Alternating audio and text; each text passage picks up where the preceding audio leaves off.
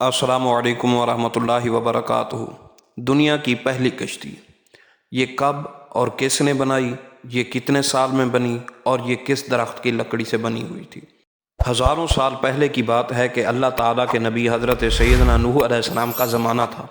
آپ علیہ السلام اپنی قوم کو دین کی تبلیغ کرنے اور ان کو سیدھی راہ پر لانے کی کوششوں میں مصروف تھے۔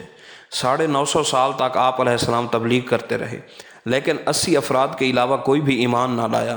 جب آپ علیہ السلام اپنی قوم کے ایمان لانے سے نا امید ہو گئے تو اللہ تعالیٰ نے آپ علیہ السلام کی قوم پر آنے والے طوفان کی خبر دی۔ آپ کو ایک کشتی تیار کرنے کا حکم دیا۔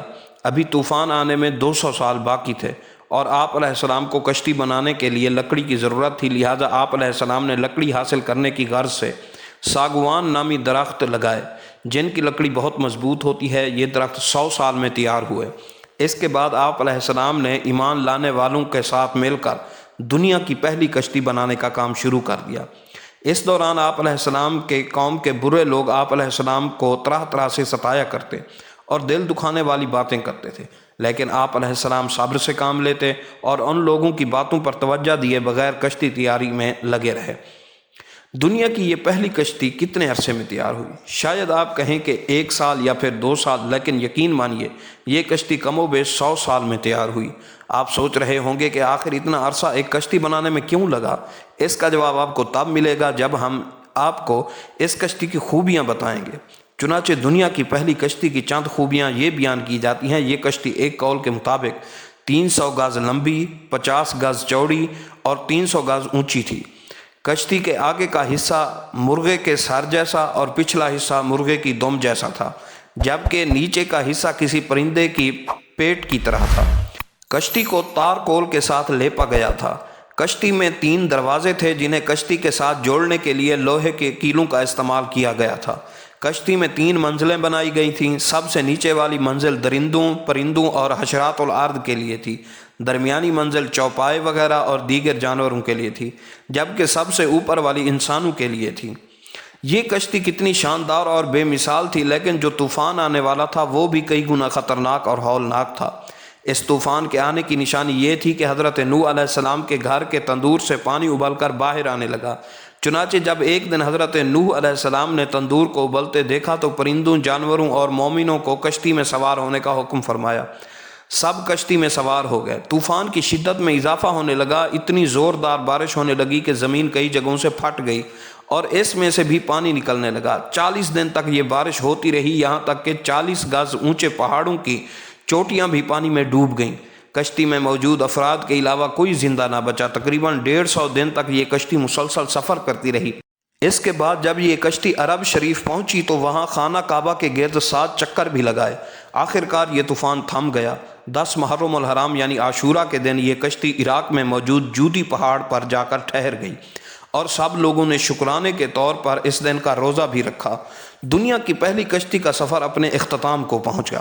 بائبل کے اندر اس کشتی کو آرک کہا گیا ہے۔ ڈاکٹر ملکی لکھتے ہیں کہ اس کشتی کی تیاری میں 100 برس صرف ہوئے۔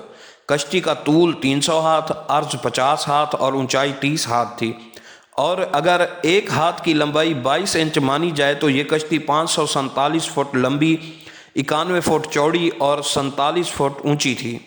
قدیم سمیری داستانوں میں جو ان کی مٹی کی تختیوں پر رقم کی گئی تھیں، جلج موس کا اور اس کے طوفان کا ذکر ملتا ہے، جس میں بتایا گیا ہے کہ کشتی کی 6 منزلیں اور 7 درجے تھے اور ہر منزل کے 9 حصے، اور یہ کشتی کوہ نصر پر جا لگی۔ قصدی روایات میں ہے کہ ہیس دار جو اکیلا طوفان سے بچ گیا تھا بیان کرتا ہے کہ حیات دیوتا مجھے دکھائی دیا، اس نے مجھے خبر دی بنی آدم کو اس کے گناہوں کے سبب تباہ کر دینے کی، سو تو اتنی لمبی کشتی بنا، اس میں اپنا اناج، اسباب، دولت اور باندیاں حیوانات بھی اس میں جمع کر لے، اس کا دروازہ میں خود بند کر دوں گا۔ قدیم مصریوں کے نزدیک نوح کی کشتی کا نام گیل تھا، جو لکڑی کا ایک بہت بڑا تیرتا ہوا مکان تھا۔ آریہ اور ہندی روایات میں دیو کلیان اور اس کے خاندان کے سوا تمام لوگ تباہ ہو گئے۔ ایک صندوق اس کی حفاظت کے لیے مہیا کیا گیا، اور وہ جس وقت اس میں داخل ہو رہے تھے تو تمام جانور چرند پرند بھاگتے ہوئے آئے اور اس میں داخل ہو گئے، اور جب طوفان تھم گیا تو کشتی پارناسسس کی چوٹی سے جا لگی۔ قدیم پاک و ہند میں ہنود روایات ملتی ہیں۔ महाभारत में तूफान के हीरो ऋषि मनु का जिक्र है। एक मछली ने इस तूफान से आगाही दी और कश्ती बनाने को कहा। तूफान के बाद कश्ती इमारत की चोटी से जा लगी। तब मनु को यह पता चला कि मछली के रूप में ब्रह्मा इससे मुखातिब था। ईरानी रिवायात में भी एक तूफान और जहाज का जिक्र मिलता है। हरमीज को ज्यूस देवता ने खौफनाक बारिश की इतला दी। तब ज्यूस ने अपने एक बूढ़े शख्स को शाह बलूत की लकड़ी से एक जहाज़ तैयार करने और इसमें वाफिर मिकदार में अशियाए खुर्दनी जमा करने का हुक्म दिया। जब इस मर्द ज़ईफ़ ने इसकी बेवा पीरू ने जहाज़ में दाखिल होकर दरवाज़ा बंद कर लिया तो ज्यूस ने तूफ़ान बर्पा कर दिया। 40 रात मींह बरसा। आखिर कश्ती परनाक की चोटियों से आन लगी। अमरीकी कबाइल नहवा में भी बाबली सैरी दास्तानों से मिलती जुलती दास्तानें मौजूद हैं। इनके देवता तुतलान ने नता नामी एक शख्स को सनोबर का दरख्त खोखला करके एक कश्ती बनाने को कहा ताकि नता अपनी बीवी नैना समेत आने वाले तूफान से बच सकें। इन्हें अपने साथ मकई का सिर्फ एक बट्ठा ले जाने की हिदायत दी गई। ये तमाम रिवायात इन तमाम बड़े तूफ़ानों का जिक्र करती हैं जिसमें कश्ती इस्तेमाल की गई है। ये तूफ़ान नूह ही था और ये कश्ती आर्क थी। इसके आकर रुकने का महल वकू अरारात ज़्यादा करीन कियास है, क्योंकि सिलसिला कोहे अरारात के मशरक़ की तरफ वाक़े पहाड़ों से साफ पता चलता है कि किसी वक्त ये इलाका पानी के नीचे डूबा हुआ था। मशहूर मुअर्रिख़ इब्न खुल्दून के ख़याल के मुताबिक ये तूफ़ान इराक़ के इलाकों में आया और इसका पानी सिर्फ अकब हलवान तक पहुँचा था। आज भी लोग कोशिश कर रहे हैं कि किसी तरह कोहे अरारात पर चढ़कर कश्ती नूह का पता चलाया जाए। 1829 ईस्वी में जर्मनी के प्रोफेसर पिट ने सबसे पहले अरारात पर चढ़कर देखा तो चोटी को गोल चबूतरे की मानद पाया जो ठोस दागी बर्फ़ से दबा हुआ था। एक हवाबाज का कहना है कि उसे बर्फ़ के नीचे बहुत दूर एक सियाह धब्बा दिखाई देता है और शायद इसमें आर्क है।